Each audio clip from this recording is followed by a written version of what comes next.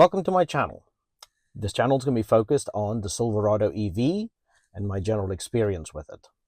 Before we get into the details, I wanted to give you just a bit of a background as to why I bought the Silverado EV and how I ended up in this place in my journey.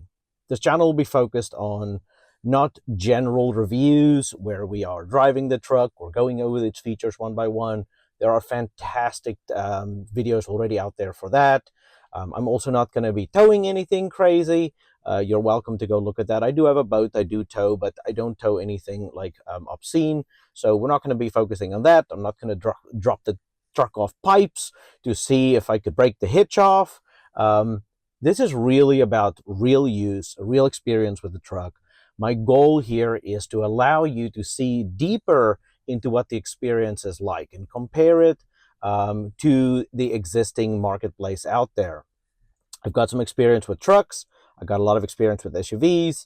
I'm a Tesla owner. I continue to own a Model S, which is absolutely one of the best cars ever built and really sets the standard from a software standpoint. And buying the Silverado EV was a very difficult decision for me because I really wanted the Tesla Cybertruck. I was a first day reservation holder, and I know, please hold your comments, I love the design. I'm a big fan of Back to the Future.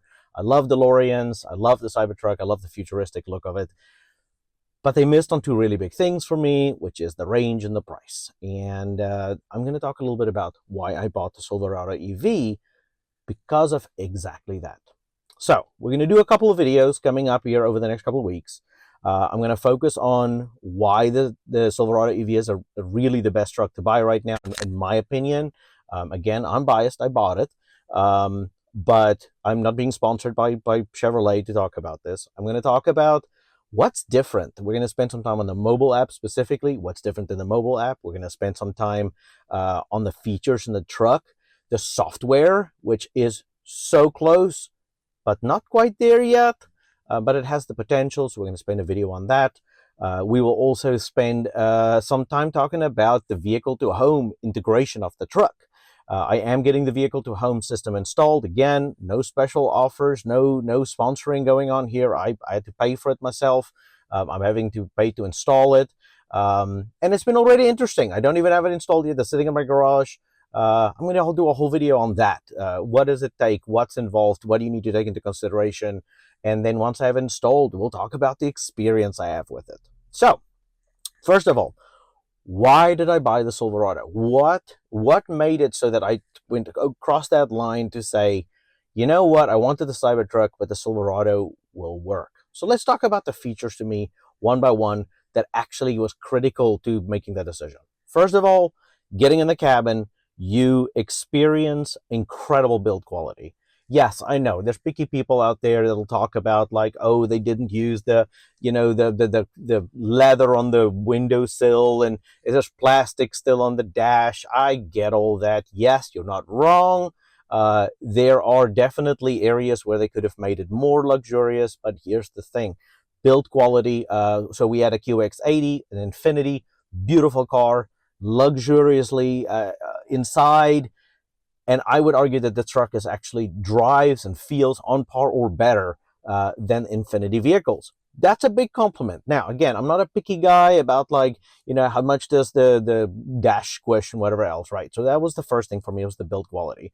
I actually highly recommend, don't take my word for it. Go to your local Chevy dealership, drive a Silverado EV, then get out into your normal car, drive back to Tesla and get in a Tesla Cybertruck.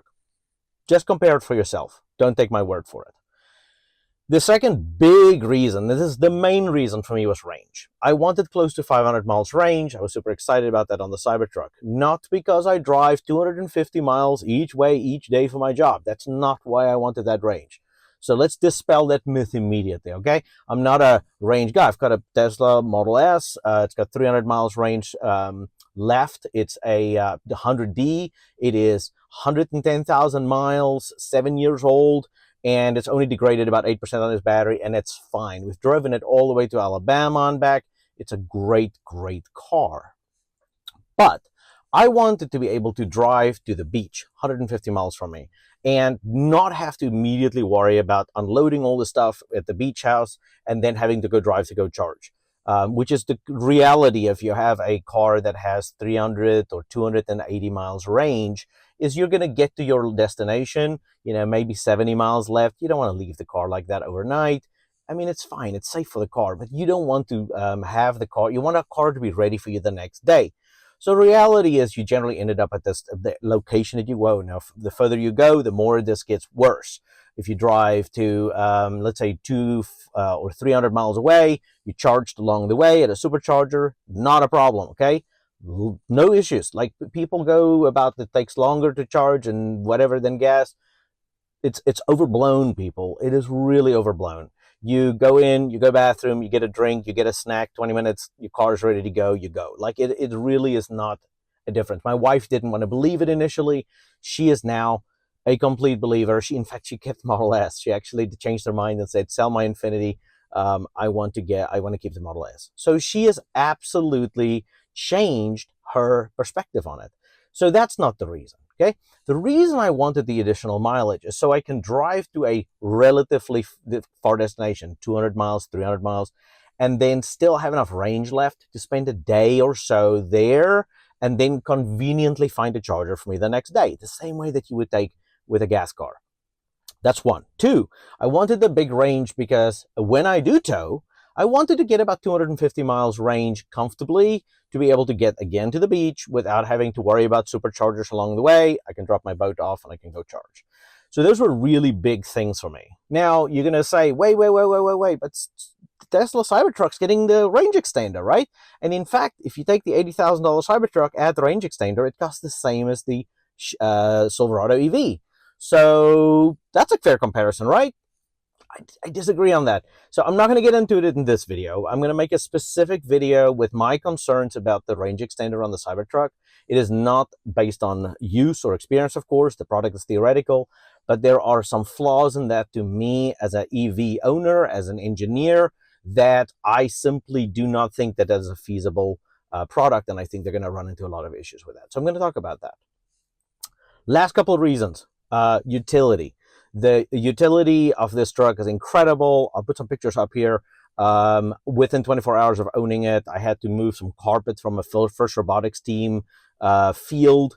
It took it just beautifully. The truck is just amazing. It's got the folding midgate. Go look about that. It's got the amazing multi-stage tailgate that you can get into a bunch of configurations. The utility of the truck is just next level. Look, when you're going to get a company that's been making trucks for 80, 90 years, guess what? They're going to know how to make trucks. And this is definitely the case here.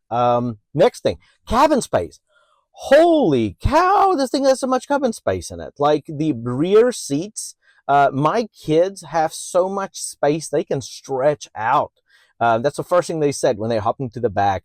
Oh my goodness, this is amazing. All right. Camera on the rear view mirror. I know it's such a small thing, but the actual rear mirror is usable. You can flip on a camera, see the back. It's absolutely awesome. Huge miss from the Cybertruck. And just something they could have done. Ton of storage in this. I mean, I'll put some video up here. There is more places to hide stuff in here, which could be good or bad, than you can ever use. Passenger glove box even has a little cubby where you can put a phone in. It's amazing. Okay, last couple things critical to me. The mobile app is very good. It's not Tesla yet. We'll spend literally, I'm going to do a whole episode just on the mobile app. It's very, very close. There's a couple things they can do to really just take it all the way. Range estimates on the truck's awesome. It actually does calculate it in real time. I wish I could see the EPA estimate as well. I'm sure it's available in the software, but you can't get to it right now. I would love to see the range estimate, but the range estimate is really, really good. They include a spare tire repair kit out of the box in the car. You don't have to buy it, unlike Tesla. The map integration in the car is on par with Tesla. It might even be slightly better. I may do a video on that specifically because there are some quirks that you need to be aware of. But it's Google Maps integration directly in the car. It's fantastic. And that, by the way, was really important to me. I wanted to match the software capability of the Tesla. I wanted to match the API accessibility that Tesla has on the software, so it can be extended. It has an app store. It is the number one thing that I do not understand why Tesla has not yet figured this out. Like, there's such a huge miss for them. It has an app store. It's Android that runs on the car. It's Android Automotive. So it's kind of like the car turns into an Android tablet. I'm an iPhone guy myself. I'm sorry. I know, again, hate in the comments is fine. But it's Android, right? So the car is, in essence, an Android tablet. But the App Store is there, and you can get stuff there. There's some things missing. Watch that episode. We'll talk about specifically kind of what's those missing features. The card lets you know about its health. Oh, and then this is my favorite feature. This totally surprised me on the test drive. So Chevy did something really, really unique in their EVs. Their regenerative braking comes to a complete stop, which means one pedal driving is real. Not kind of one pedal driving, for real one pedal driving. The car comes all the way to a stop, it brakes, and it stops and holds at the intersection. I love it. It makes my Model S's regenerative braking feel really kind of sad. It's just really, really well implemented. You do kind of faceplant a little bit in the beginning when you start driving with it. You got to kind of get used to it, but it's really not bad. It also works fully charged, by the way. I charged to 100%. We took a road trip, medium length road trip last weekend, and it was fantastic. And by the way, it was really nice. We got to our beach house, I guess a river house if you want, but it was on the water. We went to the house. I charged to 100%, 492 miles on the estimated range. Yeah, you're right. You heard it right. It's actually quite a bit higher than the 440 rated. I think that's why the 2025s are coming out 460 rated. It most of the time goes over. I had 2 kayaks in the back. I'll put a picture up here. And we got 2.2 kilowatt hours per mile, I believe it was. Miles per kilowatt hour. Sorry, got it the other way around. And it was phenomenal. I was absolutely floored. It really didn't affect my range at all. And it was amazing. It was amazing. Great way to transport kayaks. Okay. Couple things that they do match that I also, again, things that was important to me. We have a bindle dash. I love this. The fact that I can actually see in my dash in front of me. Oh, by the way, it also have a heads-up display. Tesla, you should get on this. If you don't give a bindle dash, give a heads-up display. Just saying. It's phenomenal. That was really big for me. The fact that the car can get over-the-air updates, that was really important to me. This can do that, so you can actually get those over-the-air updates. It has Super Cruise. And I have FSD on my car. I don't believe all the noise that's out there. Is it perfect as a self-driving? No, not yet. It's really, really dang close. I mean, it's like this close from being there. If you want me to make a video specifically on real life experience with FSD, I'm not here to like tell you it's the bee's knees or anything. I can tell you how I used it for real in my real life. I miss it in this truck. I'm just going to be honest. I miss it in this truck. On the highway, Super Cruise is really, really good. And we'll talk about that in a separate video. I mentioned the fact that there's API access in the app. We have a number of things there as well. And then, of course, the fact that you can actually plug the car into your house and do power backup is a big part for me as well. Here's the crazy thing, though. It's got over 200 kilowatt hour battery in this truck. Over 200, okay? That means if you have a small house, you can probably have that house run for close to 3 weeks on this battery. If you are doing a bigger house, you may get less mileage on it. You may actually take only 2 hours or an hour and a half. But overall, a week or a week and a half. But still, you can get an incredible amount of power backup because of the size of the battery of this. This is about the equivalent of, I guess, 6 power walls, right? It's incredible size battery on this. So the vehicle to home is there. That being said, spoke to the electrician yesterday. Tesla's still ahead there. I'll tease that. I'm going to make dedicated videos on vehicle to home. Of course, it's very important to me to have compatibility with the Supercharger network. So that was another reason I considered this. I ended up getting the next adapter. It was super easy. Once you figure out how to navigate the app, we'll talk about the app. I told you we'll talk about the app. But I did figure out how to end up ordering the next adapter. It took me about 3 days to get it. So the car does actually charge on NACS. I also made the decision to buy the CCS truck for a reason. I love the fact that it can charge at 350 kilowatt hour stations. That's available today on CCS, so the truck can charge directly there, super fast. But I also have the ability to charge at any NACS chargers. All right.